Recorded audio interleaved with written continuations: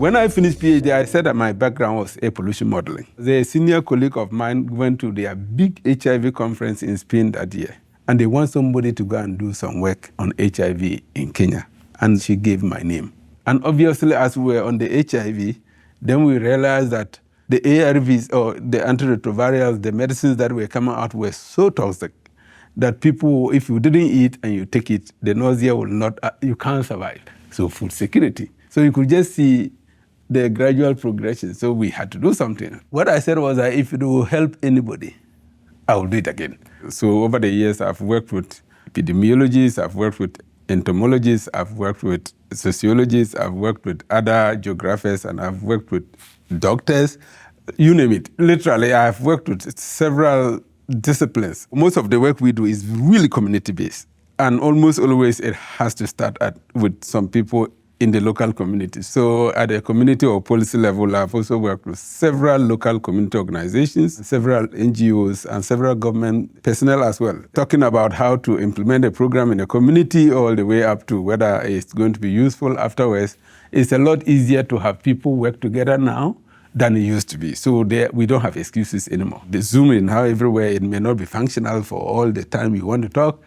You can send an email, right? If you want to literally make sure that people are engaged, you will find a way to make sure they are engaged. The overall goal is to improve food security.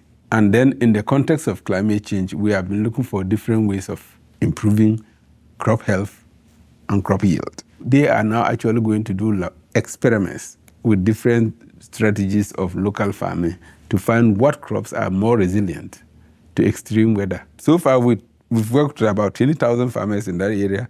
A lot of them report benefits, changes in their food security, changes in household income, and so many. It's all published.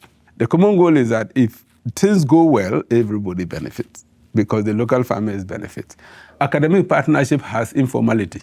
What I mean by informality is not all about the formal academic component. Simply put, Merry Christmas, how are you and your family doing? It's a big deal. It isn't only, we are coming down next week to do data collection. No. International work, that's always a challenge. You arrive within 10 days, you want to accomplish so much, and you want everybody running.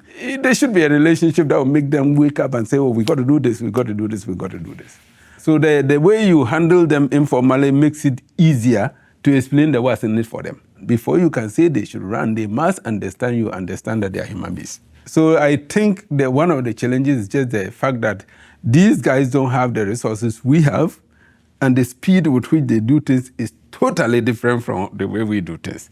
And so if you can't accommodate that, you will run into frustration. You always find that they are extremely knowledgeable, especially when they understand what you want. They know.